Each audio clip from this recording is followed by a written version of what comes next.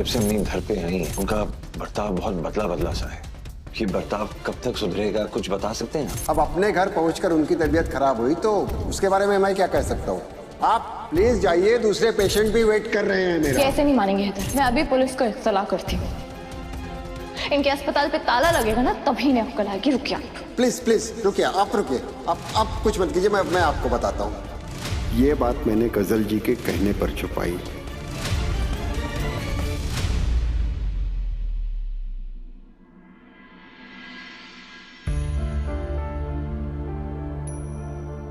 एक बात करनी थी आपसे।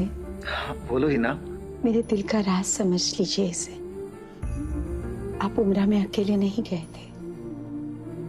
मेरा दिल भी वही था आपके साथ। दिन रात दुआएं करती थी अल्लाह मियाँ से। आपके दिल में मेरे लिए जो नाराजगी है उसे मिटा दे। नाराजगी मिट चुकी है ना। मुझे तुम्हारी अहमियत का एहसास हो चुका है और आज मैं तुमसे वादा करता हूँ कि मैं तुम्हें अकेला छोड़कर कभी नहीं जाऊंगा। आप सच कह रहे हैं। आप मुझसे कभी नाराज मत होइएगा। यकीन मानिए राहत साहब, मैं महज आपकी बीवी, आपके बच्चों की अम्मी नहीं, वो इंसान हूँ जो आपसे बेइंतहा मोहब्बत करती है। आपको यकीन ना आए ना तो मेरा दिल चीर के देखिए। नहीं नहीं हिना, मुझे तुम्हारी मोहब्बत पर पूरा यकीन है। मैंने तुम्हें पहले भी बोला, मैं तुम्हें कभी अकेला छोड़कर नहीं जाऊंगा और ना ही कभी किसी की बातों में आऊंगा। बस तुम अपना ख्याल रखो, अपनी तबीयत संभालो और जैसे तुम पहली थी ना वैसी हो जाओ। मुझे क्या जरूरत है अपना ख्याल रखने की? अरे अल्हम्दुलिल्लाह, जिसका शौहर राहत अख्तर जैसा प्यार करने वाला हो उसे ख्याल रखने की क्या जरूरत है। मैं बहुत जल्द ठीक हो जाऊंगी राहत साहब। हाँ। आप बस अपनी मेहरबानियां मुझ पर यूं ही बरकरार रखिए और उस चुड़ैल गुलनाज की बातों में आकर मुझ पे नाराज मत होइएगा। मुझे बहुत बुरा लगता है।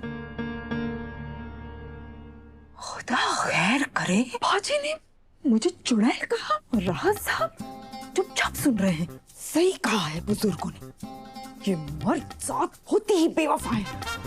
अब अगर मैंने मियाँ की खोपड़ी ना खोलती ना तो मेरा नाम भी गुलनाज बेगम नहीं है। क्या कर रही हो तुम? पता हिना बाजी ने मुझे चुड़ैल कहा।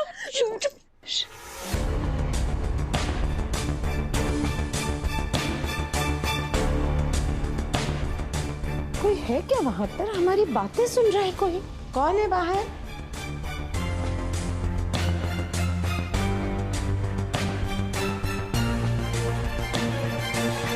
नहीं ना, अरे कोई नहीं है। कोई है? मुझे नहीं, नहीं, नहीं, कोई नहीं है। या अल्लाह।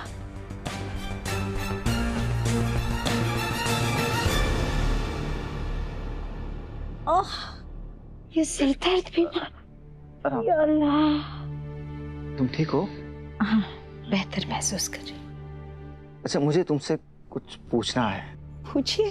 तुम कैसे गिरी थी?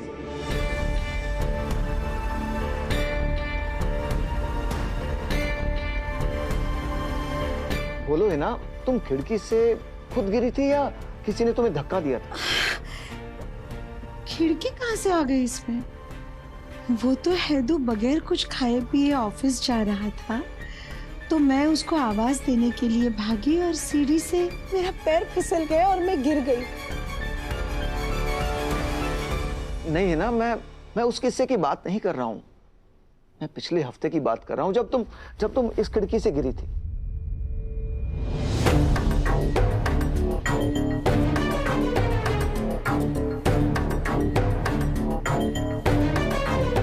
मैं इस खिड़की से गिरी थी?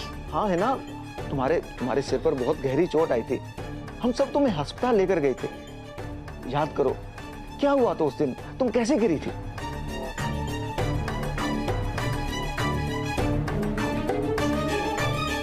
राज साहब, अगर ये मजाक है तो बहुत बुरा मजाक है।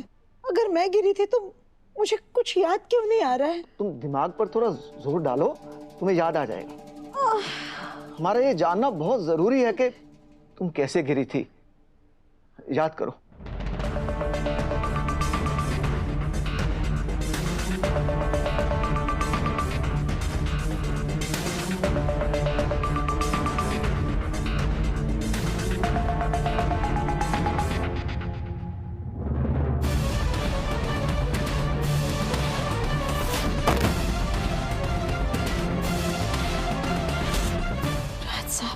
धुंधली धुंधली सी झलकियां। हाँ हाँ, याद करो।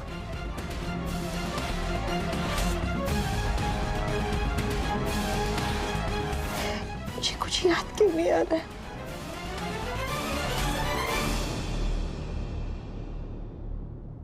मेरा सर फटा जा रहा है। उनकी हालत स्टेबल है, मगर क्या डॉक्टर साहब? मगर उनकी दिमागी हालत कुछ ठीक नहीं लग रही है। सिर पे गहरी चोट लगने की वजह से वो कुछ अजीब ही बिहेव कर रही है। किसी भी टाइप का स्ट्रेस उनके लिए घातक सिद्ध हो सकता है। इसलिए मेरी आपसे रिक्वेस्ट है कि आप उनसे ढंग से पेश आए।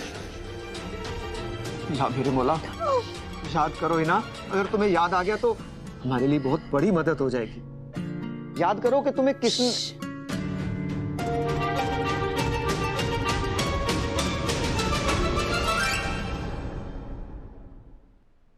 अच्छा अच्छा, तुम जरा सुकून की सांस लो। लो पानी पियो, पानी पियो, पानी पियो। नहीं, पानी पियो, पानी पियो। हाँ, भूल जाओ, मैंने तुमसे कुछ नहीं पूछा।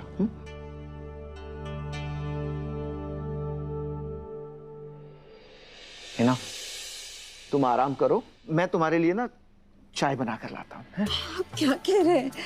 आप मेरे लिए चाय बना कर लाएंगे? मैं ख्वाब में तो नहीं हूं ना राहत साहब। अरे नहीं बेगम, मैं सच में तुम्हारे लिए चाय बनाना चाहता हूँ। इसमें इतनी हैरत की क्या बात है? चलिए यहाँ से चलिए। शौहर अगर इस कदर आशिक मिजाज हो जाए तो बात तो हैरत की है ना राहत साहब। मुझे तो ऐसा महसूस हो रहा है जैसे मैं उस राहत के सामने खड़ी हूँ जो बला का रुमानी हुआ करता था, जिसे देखकर पहली नजर में मैं अपना दिल खो बैठी थी। या तो मेरी किस्मत जाग गई है, या फिर आपके दिल में मोहब्बत के जो शोले ठंडे पड़े थे वो जलने लगे हैं।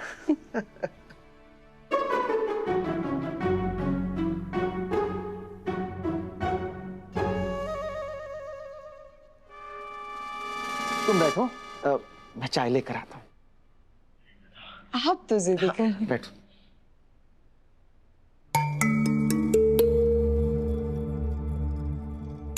मुझे अम्मी की बहुत फिक्र हो रही है। अम्मी की हालत कुछ ठीक नहीं लग रही है मुझे। खुदा जाने आखिर उन्हें हुआ क्या है। क्या बात है दुआ? क्या हुआ है हीना को? दादी अम्मी। अरे पागल हो गई हैं बाजी, दिमाग खाली हो गया उनका, घुटना बदलवाना पड़ेगा। अम्मी, दिमाग खराब हो गया तो घुटना क्यों बदलवाना पड़ेगा? क्योंकि बाजी का दिमाग तो घुटनों में है ना बेटा, इसलिए। रोहान की अम्मी बस कीजिए आप। क्या बोले जा रही हैं? अरे अब्बू जी ने अपनी बीमार बीवी से 2 मोहब्बत के लफ्ज क्या कह दिए, अब चिढ़ने लग गई। अरे ये वक्त जलन और हसद का नहीं है, समझने की कोशिश कीजिए। कुछ भी बोलती हैं। देखो दुआ, कोई मेरे सामने मियाँ से मोहब्बत से गुलनाज,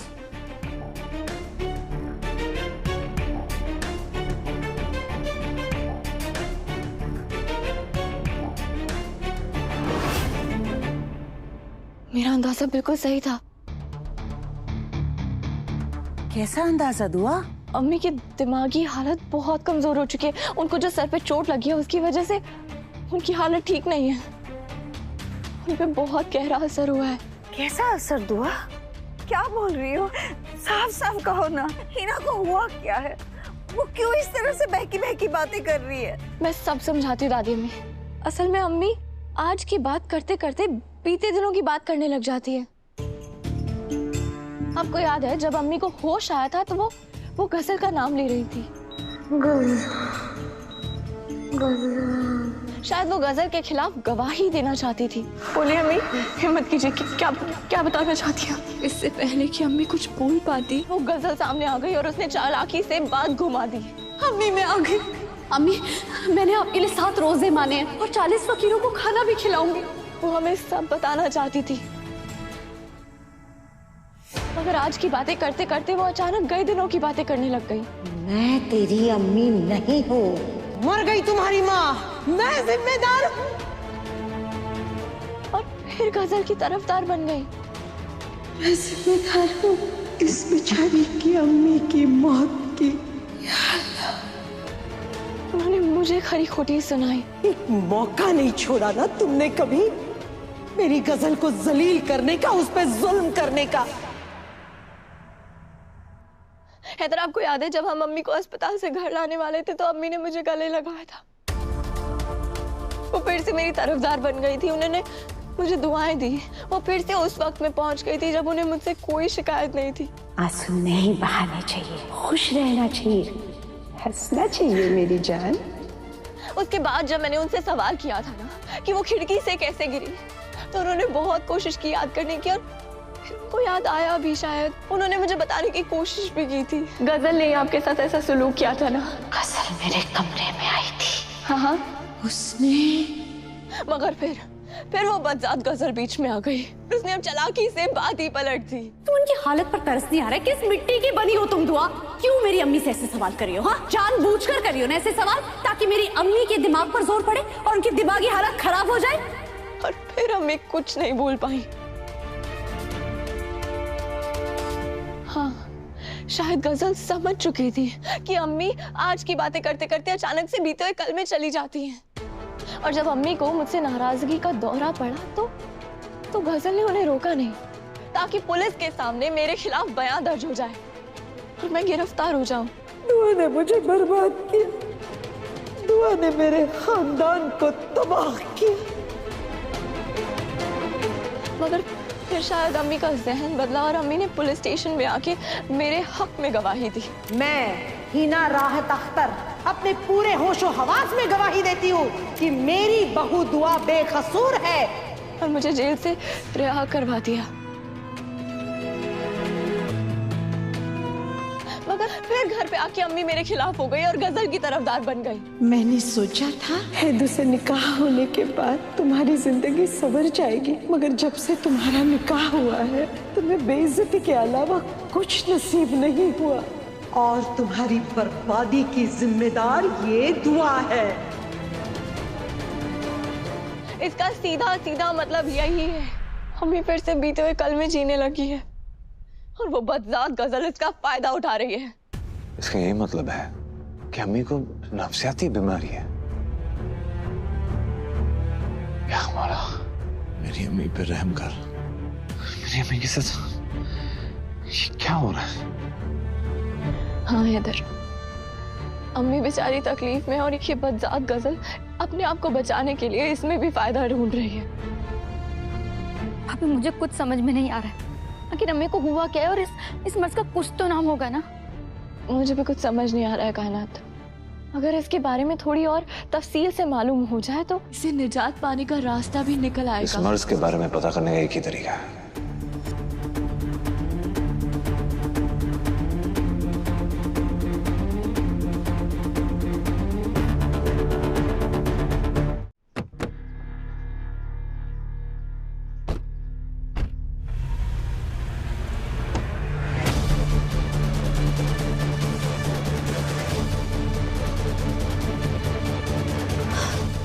इन लोगों के साथ जो मैंने सुलूक किया है, उसके बाद ये मुझे जिंदा नहीं छोड़ेंगे, इसीलिए इनसे एक कदम आगे रहना पड़ेगा, वरना मेरी खैर नहीं। ये दुआ इधर जाकर है, पता तो लगाना पड़ेगा।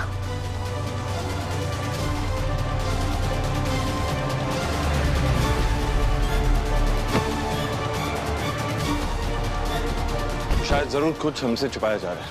अम्मी को हुआ क्या है मैं जरूर पता कर आऊंगा।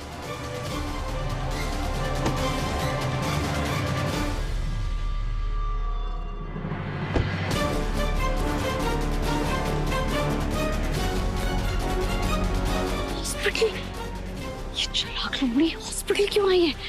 कहीं ये दोनों हीरा की बीमारी के बारे में पता करने तो नहीं आए? डॉक्टर, जब से अम्मी घर पे आई हैं, उनका बर्ताव बहुत बदला बदला सा है। कभी कुछ कहते हैं तो कभी कुछ और। आपने तफसील से बताया नहीं, बस यही कहा हमें कि उनके दिमाग पे जोर नहीं पड़ना चाहिए। तो अब हमें क्या पता, यहां से तो ठीक ठाक गई थी ना। अब अपने घर पहुंचकर उनकी तबीयत खराब हुई तो उसके बारे में मैं क्या कह सकता हूं?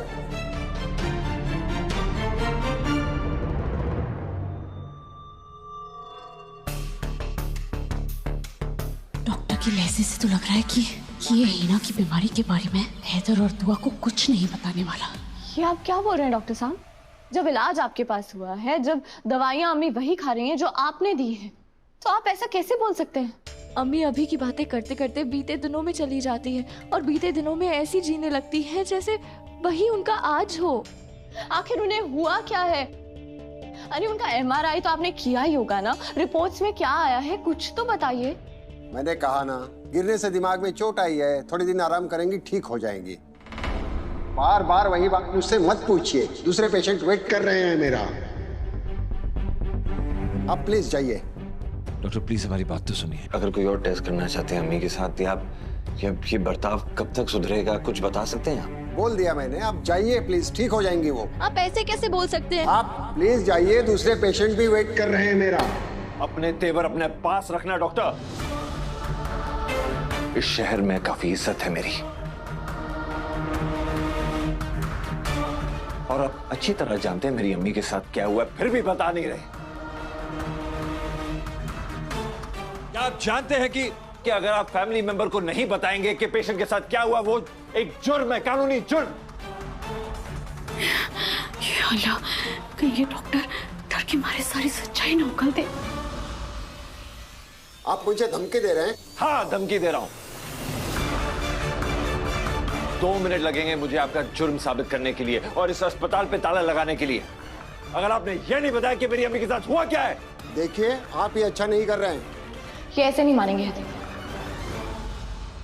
मैं अभी पुलिस को इत्तला करती हूँ। इनके अस्पताल पे ताला लगेगा ना, तभी इन्हें अक्ल आएगी। रुकिए।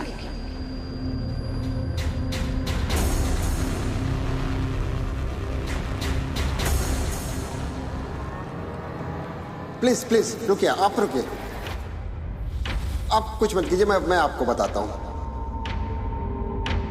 देखिए हैदर जी, आपकी अम्मी की कंडीशन के बारे में छुपाकर मैंने कोई अपना फायदा नहीं किया।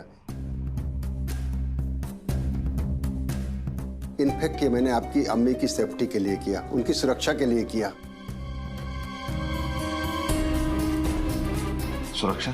साफ साफ बताइए डॉक्टर, आप कहना क्या चाहते हैं? मतलब मेरी अम्मी को किससे बचाने की जरूरत है? वो गजल जी ने हमें रो रो कर बताया था कि दुआ अख्तर से आपकी अम्मी को खतरा है।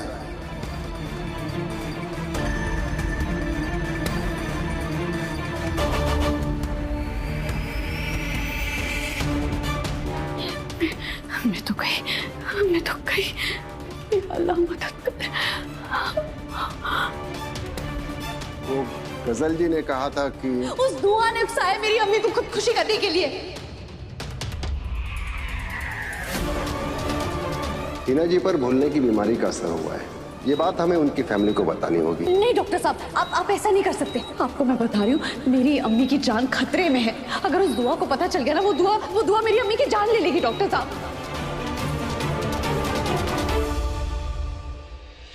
आपने क्या कर दिया डॉक्टर? आप किस पे यकीन कर रहे हैं? उस गजल पर, उस बेगैरत मक्कार लड़की पे यकीन है आपको? डॉक्टर मुझे तो यकीन नहीं हो रहा कि आप जैसा पढ़ा लिखा शख्स इतनी बड़ी बेवकूफी कर सकता है। मैं अपनी अम्मी का बेटा हूं, कम से कम एक बार मुझे पूछ लेते कि आखिर सच्चाई क्या है, और किस पे शक कर रहे हैं आप? मेरी दुआ पर, ये जानने के बावजूद कि अभी की दिमागी हालत कैसी है। वो एक पल में गजल की तरफदारी करती है और दूसरे ही पल दुआ को बचाने आ जाती है पुलिस स्टेशन। वो वीडियो आपने देखी थी कि नहीं देखी थी? जी देखा था, और वो न्यूज़ हम सब ने देखी थी, लेकिन हम कर भी क्या सकते थे? वो गजल जी ने हमने गुमराह करके रखा था। तो अब बता दीजिए कि आखिर अम्मी को हुआ क्या है? हिना जी पार्शियल मेमोरी लॉस नाम की बीमारी से जूझ रही है।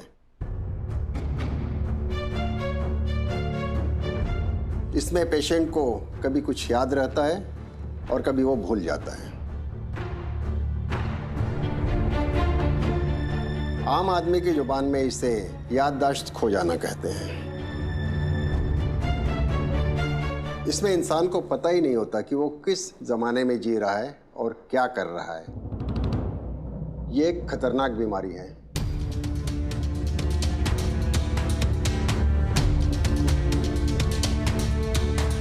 इसमें पेशेंट पुरानी से पुरानी बातों को याद कर लेता है और नई नई बातों को भी भूल जाता है और कभी पुरानी और नई बातों में उलझ जाता है। या अल्लाह।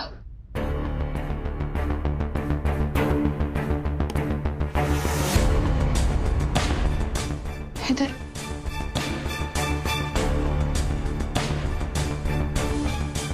सुना ना आपने? इसका मतलब गजल को अम्मी की इस बीमारी के बारे में मालूम था, फिर भी उसने किसी को कुछ नहीं बताया, हम सबको गुमराह करके रखा ताकि अम्मी उसके खिलाफ कोई गवाही ना दे सके और वो अपने गुनाहों पे पर्दा डाल सके। या अल्लाह, क्या हो गया मेरे मौला, ये क्या हो गया? तू और हैदर को हिना की बीमारी के बारे में पता चल गया। अब मेरा क्या होगा? मैं हैदर को कैसे हासिल करूंगी, कैसे हासिल करूंगी मैं हैदर को? नहीं, हौसला रख गजल, हौसला रख, सब ठीक हो जाएगा। मैं हैदर को ऐसे नहीं गवा सकती। अगर हीना की याददाश्त जा चुकी है तो फिर इन लोगों ने हीना को दुआ के हक में बयान देने के लिए कैसे राजी कर दिया? अगर ये सब हीना को दुआ के हक में बयान देने के लिए राजी कर सकते हैं तो मैं भी तो कर सकती हूँ ना। मुझे मेरे आने वाले अच्छे दिनों की कसम, अगर मैंने अपनी हार को जीत में ना बदल दिया तो मेरा नाम भी गजल हैदर अख्तर नहीं।